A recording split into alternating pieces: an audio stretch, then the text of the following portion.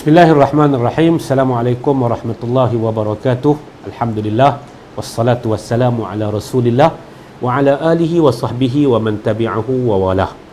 Kita masih lagi dalam siri mempelajari dan mengenali tentang karakter hamba-hamba Allah Subhanahu wa taala.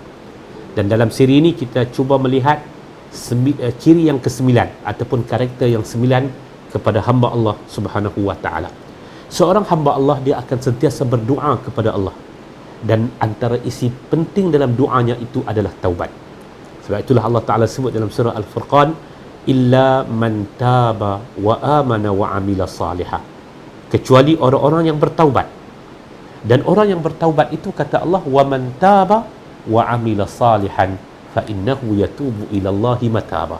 Siapa yang bertaubat kepada Allah dan dia beramal saleh, maka Allah Ta'ala akan menerima taubatnya dengan taubat yang terbaik. Tuan-tuan, terutamanya dalam bidang politik, dalam dunia politik, orang yang berada dalam dunia politik, ahli politik dan para politikus sentiasa melakukan kesilapan, dan kesilapan mereka itu hendaklah di cover dengan apa yang disebut sebagai proses taubat. Taubat ini, bayangkan kalau pemimpin itu adalah pemimpin yang ada kesedaran dan sentiasa bertaubat kepada Allah, dia sedar diri dan dia kembali kepada Allah Subhanahu wa taala, maka silap-silapnya itu dia akan cuba tutup dengan cara dia memperbetulkan kesilapan yang dia pernah lakukan. Hatta baginda Nabi sallallahu alaihi wasallam, dalam satu hari baginda bertaubat, beristighfar kepada Allah sebanyak 70 kali.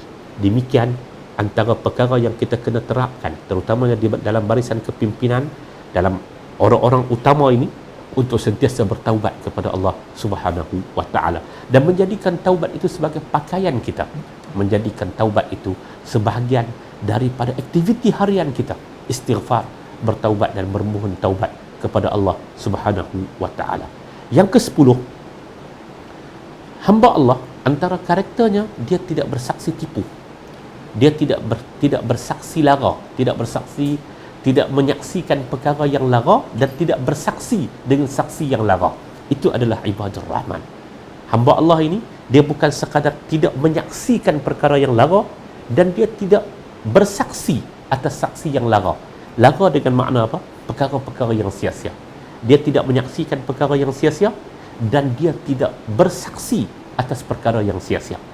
Kalau dia melihat perkara yang dia lihatkan, termasuklah penglihatan yang dimaksudkan adalah melihat ke arah masa depan, melihat tentang angan-angannya. Angan-angannya bukan angan-angan yang lara, ungkapan, pemikiran masa depan dan sebagainya, itu semua diletak tepi. Dia tidak menjadi kelompok yang lara. Yang ke-11, wallazina iza zukkiru bi ayati rabbihim lam yakhiru 'alaiha summa wa umyana. Ibadur Rahman, hamba Allah ini adalah golongan yang cukup sensitif. Dia cukup sensitif dan responsif terhadap ayat suci Al-Quranul Karim. Bila dia baca ayat sebagai contoh, kalau dia sebagai seorang pemimpin politik, dia baca dalam Al-Quranul Karim, Allah Ta'ala menjanjikan kepada orang yang beriman ini, mereka akan menjadi kuasa besar. Tetapi bila dia melihat kepada realiti, kenapa umat ini menjadi umat yang cukup terporok, sama ada di negara kita ataupun di negara-negara sekeliling kita. Umat ini menjadi umat yang cukup terporok. Kenapa itu berlaku? Mereka cukup sensitif dan mereka segera respon, sehingga mereka meneliti dalam Al-Quranul Karim sebenarnya apa yang disebut oleh Allah Subhanahu wa taala. Ibadur Rahman, mereka itu apabila mendengar, membaca dan meneliti ayat Allah, mereka menjadi kelompok yang sensitif dan responsif terhadap ayat-ayat Allah Subhanahu wa taala. Dan yang ke-12, Allah Subhanahu wa taala menyebut, wallazina yaquluna rabbana hab lana min azwajina wa zurriyyatina qurrata a'yun waj'alna lil muttaqina imama. Dan mereka yang sentiasa berkata Rabbana, mereka sentiasa berdoa kepada Allah.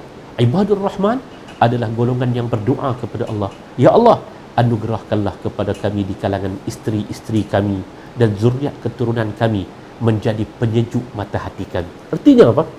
Artinya ibadur Rahman, karakter ibadur Rahman, terutamanya ibadur Rahman, hamba Allah dalam berpolitik, politikus ibadur Rahman, mereka tidak hanya berfikir untuk diri mereka, tetapi mereka berfikir tentang generasi yang akan datang. Seorang pemimpin, dia masuk dalam dunia ini, dunia politik, dunia kepemimpinan, dia tidak berfikir tentang dia sahaja, tetapi dia berfikir tentang masa depan. Dan itulah yang diajar melalui ayat yang terakhir, ayat yang sebelum akhir, ayat yang ke-76 dalam surah Al-Furqan.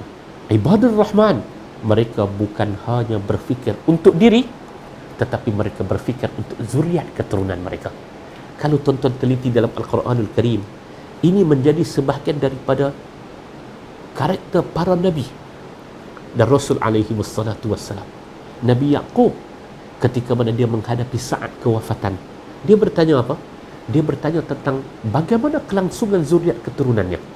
Itu adalah karakter biasa kepada semua para pemimpin-pemimpin hebat, terutamanya di kalangan para Nabi dan Rasul alaihi wassalatu wassalam.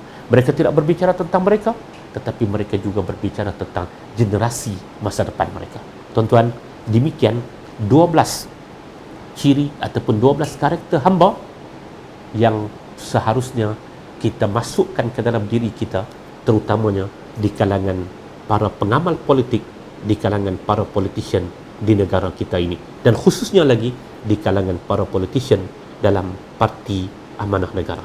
Tuan-tuan, mudah-mudahan Allah Ta'ala memberkati kita, dan mudah-mudahan semua ciri-ciri ini akan dapat kita simpul mati dalam diri kita, sehingga Allah Subhanahu wa Ta'ala menjanjikan kepada kita dalam ayat yang ke-75 dan 76, ulaika yujzaunal ghurfata bima sabaru wa yulaqawna fiha tahiyyatan wa salama khalidina fiha hasunat mustaqarran wa muqama.